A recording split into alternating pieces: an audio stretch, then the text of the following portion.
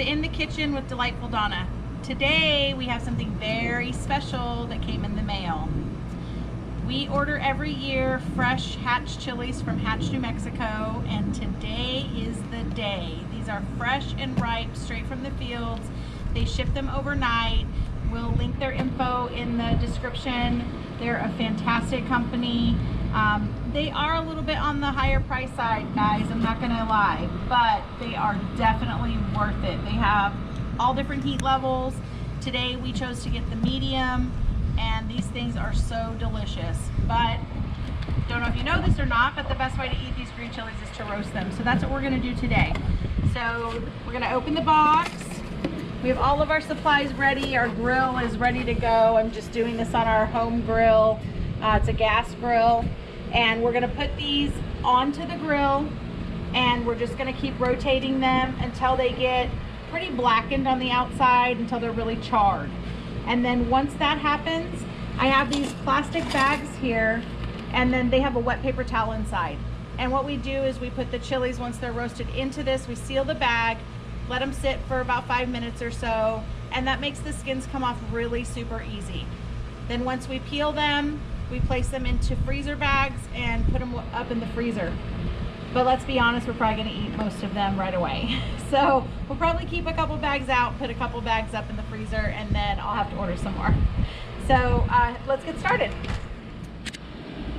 Okay, so here we are, gonna place our chilies on the grill. Let you guys get a really good look at these. These are some really big chilies this year.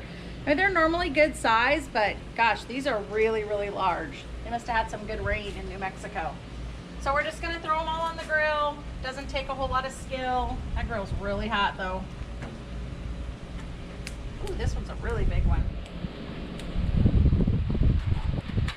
And you probably have to do them in batches because there are a lot in this box. This is a 5-pound box. So you get quite a few. This is gonna make some really tasty salsas, some really good green chili with pork. Okay, we're back. Look at these, you guys. Don't they look great?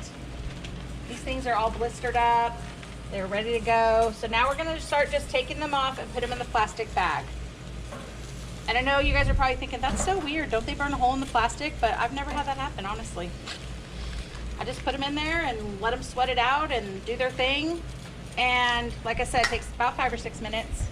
They'll be ready.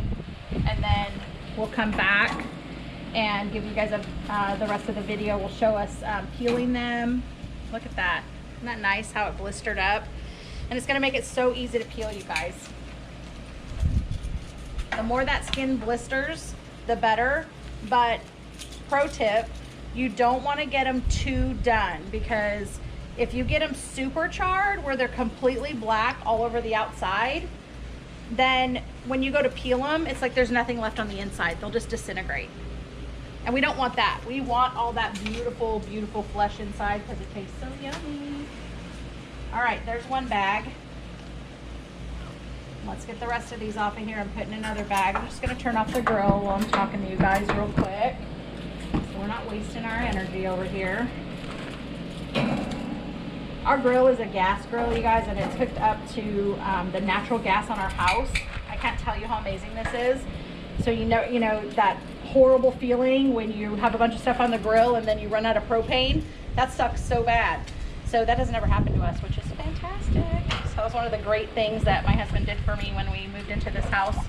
When we had it built, he said, let's just hook it up to natural gas so we don't have to ever worry about that. I'm so thankful.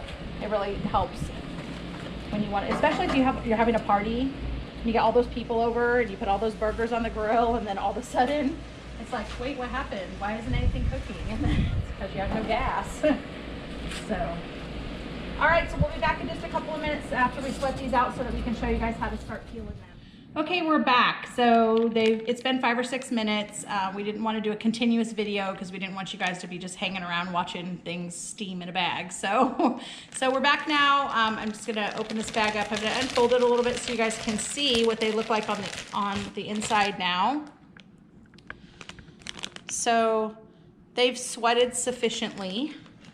Let me pull one out and show you guys how easy this skin comes off. So you can see all the black parts blistered up, but then when they sweat, they kind of just start pulling away naturally from the chili itself. So you can see how easy this is, you guys, to just peel this away with my fingers. Super easy to do, doesn't take that much time. And once we get all this skin off, then this chili will be ready to go.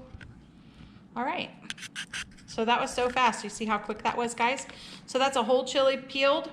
Now from here, you guys can leave them whole like this, place them in freezer bags, put them in the freezer, and use good freezer bags. Don't cheap out, you know, use the good thick ones, and they'll stay in your freezer for a good, you know, 4 or 5 months easily. There's a lot of different ways you can do it. Freeze them whole, like I said. You could lay them on parchment paper and freeze them that way, and then take them off the parchment and put them in bags so that they're individually frozen.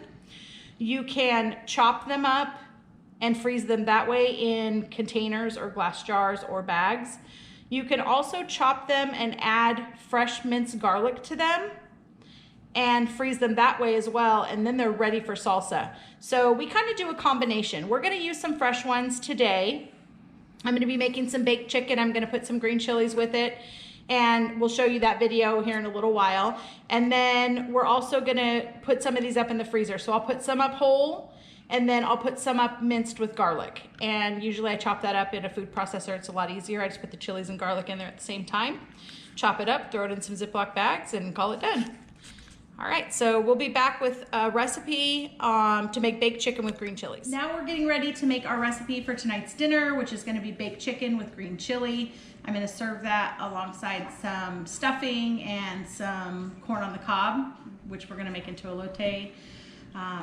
If you guys know what that is, everyone's a fan. We put the mayonnaise, the chili powder, we put some tahini, a little bit of lemon, some cotija cheese. That's gonna be great paired with this. So we got all of our chilies peeled. Let's show you in the video just so you can see what they look like already peeled. So this is the ones that we're keeping fresh right now. And then after we'll put some up in the freezer, like I said.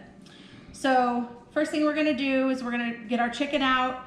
I'm just using chicken breast tenderloins, you know, just from Costco or whatever. So I'm just gonna start placing them in my baking dish.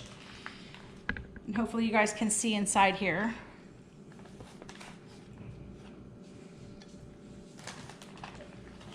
All right, I'm gonna get a couple more, and then we'll start showing you the process, what we're gonna do. Okay, so we have a couple in there. I'm just gonna wash my hands really quick. We don't wanna get any chicken juice anywhere. Gotta make sure that we're always staying clean. All right. First thing we're gonna do is we're gonna juice our lemon. We're gonna put a little lemon juice on them. We're gonna put a little oil, a little bit of seasoning. We're gonna walk through those steps. So another pro tip for you guys, if you roll your lemon back and forth on your cutting board or your counter or whatever, it loosens up the segments inside so that when you go to juice it, a lot more juice comes out. I use one of these handy dandy juicers. You can buy them anywhere, Walmart, online, whatever. And we're just gonna juice. And we're just putting a little bit, we're not putting a lot. I don't want this to be too over lemoned. We don't want it to be pungent. And then we're gonna use a little bit of avocado oil. Avocado oil is very light, has less of the bad fats in it. And so it's really good to cook, especially with chicken or things that have a very light taste anyways. It's good to use a light oil like that so that it's not overbearing. We talked about our spices the other day. This is my cute little spice rack, got it off Amazon. This thing is great. This is just a spice blend that I make at home. It's kosher salt, granulated garlic, and coarse ground black pepper. So we're just gonna put a little bit of that on the chicken. And I'm using about, you know, roughly a half teaspoon, guys. I think one of these spoons is about a half a teaspoon. But you do it to your preference, whatever your family likes. We have a little bit of Mexican oregano here. We're gonna use a little bit of that. Here's another tip for you guys. I'm using about a half teaspoon. Mexican oregano comes pretty big flakes or leaves. And if you rub that between your hands before you use it, it's very aromatic, and then it makes it a little bit smaller, a little easier to use. So I just rub it back and forth. See, it got a little smaller, and then we're gonna sprinkle, sprinkle, sprinkle. If you feel some bigger pieces in there, just break them up with your fingers. All right, so we've got this done. Okay, so now what we're gonna do is we're gonna take our green chilies. These are so beautiful. And I'm gonna, let me clear this away so you guys can see actually a little bit better. I'm gonna take these. I left them whole. I don't know if you guys can tell. I'm gonna slice them in half this way, and then I'm very gently going to tear it along the side so that it opens up like this. Some of those seeds in there are okay. This stuff is not super spicy, guys, so it's gonna be fine. They have such great flavor. My husband already sneaked one and he said they're really delicious this year. And then you're just gonna tear pieces, whatever will fit on top of your piece of chicken. And then we're gonna do the same thing to this side. We're gonna tear it in half. And then we're gonna open it up and we're just gonna start placing these on top of the pieces of chicken. You can use bigger pieces of chicken. I chose to use the tenderloins for this. That's what I have in my freezer. That's what's most convenient for me. So my family likes to eat. But you can use whole chicken breasts and do this, and then you just would have bigger pieces of the chilies going on the chicken. This piece is kind of big. I'm gonna put 2 pieces, and then we're just gonna continue with this one. And like that.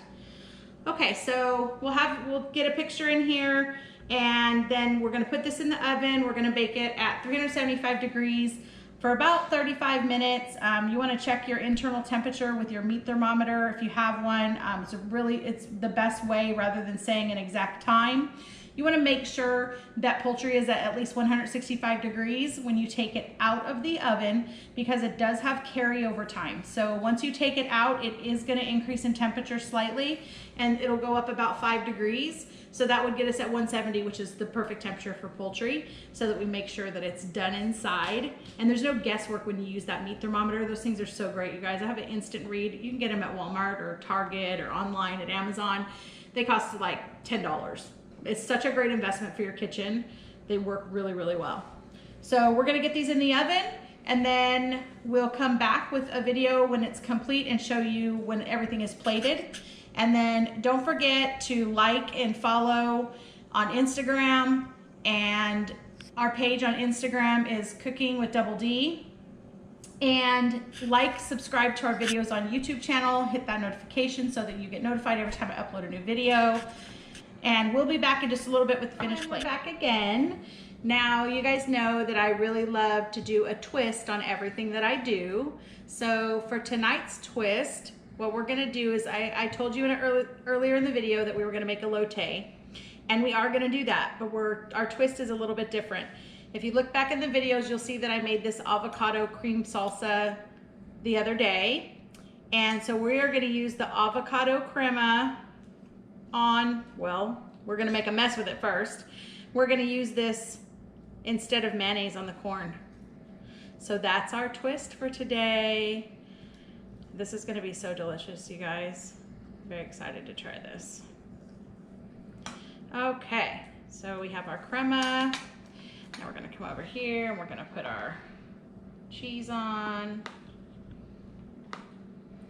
Boy, I'm really making a mess today. All right. Now, a little bit of tahini, like I told you guys, we love that. A little bit of lime, because that's delicious too. All right, and now for the hot sauce. We like Cholula in our house. You can use Valentina, whatever you guys like. Okay, and look at that. Doesn't that look delightful? Okay, now we have the conclusion of our video, the finished product. So the chicken is done. Like I said, we tested the temperature. It's at 165 degrees. I made a little bit of herb stuffing to go on the side, and the elote that we just did in the video previously. And this came out so good, you guys. Right at the end for the chicken, I just put a little sprinkle of Monterey Jack cheese and put it under the broiler so it got a little bubbly. That's optional, you don't have to do that. My family loves cheese, so we did it. But this looks so great. I can't wait to dig in. Don't forget to like and subscribe to our YouTube channel.